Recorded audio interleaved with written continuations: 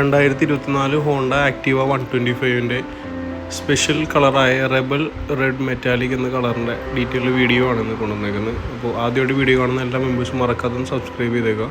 അപ്പോൾ ഇതാണ് എൻ്റെ പ്ലാറ്റ്ഫോം സൈസ് വരുന്നത്. ഇതാണ് എൻ്റെ മൾട്ടി ഫങ്ഷൻ കീ.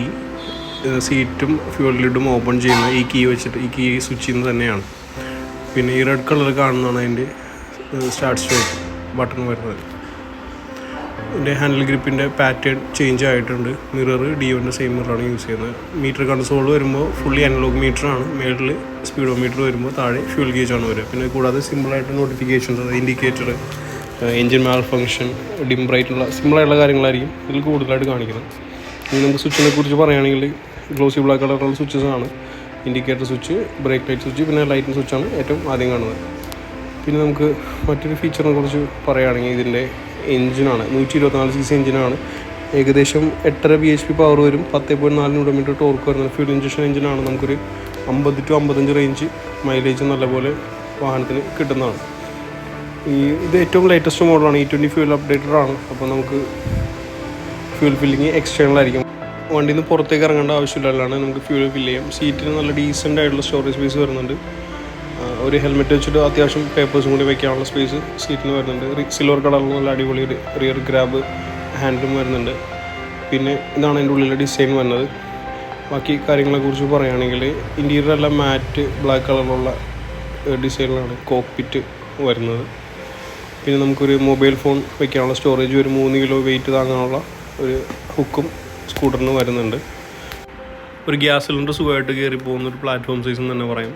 110 കിലോ ആണ് ടോട്ടൽ വെയിറ്റ് വരുന്നത്.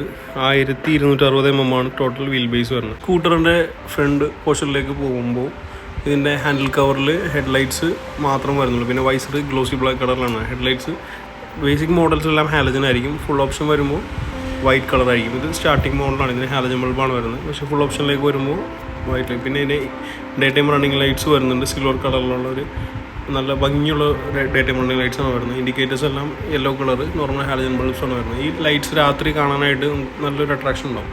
നമ്മുടെ സേഫ്റ്റിക്കായിട്ട് ഫ്രണ്ട് 12 ഇഞ്ച് ട്യൂബ്ലെസ് ടയേഴ്സ് വരുന്നുണ്ട്. കോമ്പി ബ്രേക്ക് സപ്പോർട്ടും വരുന്നുണ്ട്. ഇത് സ്റ്റാർട്ടിംഗ് മോഡലാണ്. ഇതിന് ഡ്രം ബ്രേക്സ് ആണ് വരുന്നത്. ടോപ്പിൻ്റെ മോഡിലേക്ക് വരുമ്പോൾ ഡിസ്ക് ബ്രേക്സും വരുന്നുണ്ട്. ഇതിൻ്റെ ഫ്രണ്ട് മഡ് ഗാർഡ്, ഇൻഡിക്കേറ്ററും ഡേ ടൈം റണ്ണിങ് ലൈറ്റ്സും ഇരിക്കുന്ന ആ 2 പീസുകൾ അടക്കം എല്ലാം ഫുൾ മെറ്റാണ് വരുന്നത്.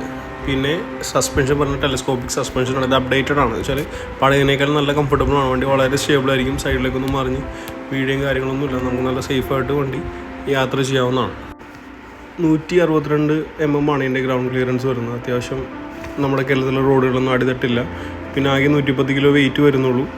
അപ്പോൾ അത്യാവശ്യം ഓടിച്ച് പഠിക്കാൻ പറ്റുന്ന ലേഡീസിനൊക്കെ ആയിരുന്നുണ്ടെങ്കിൽ ഈസി ആയിട്ട് ഹാൻഡിൽ ചെയ്യാവുന്നതാണ്. ഇതിൻ്റെ പ്രൈസിനെ കുറിച്ച് പറയുകയാണെങ്കിൽ ഏകദേശം 1,03,000 രൂപ തൊട്ട് 1,13,000 രൂപ വരെയാണ് ഇതിൻ്റെ പ്രൈസ് റേഞ്ച് വരുന്നത്.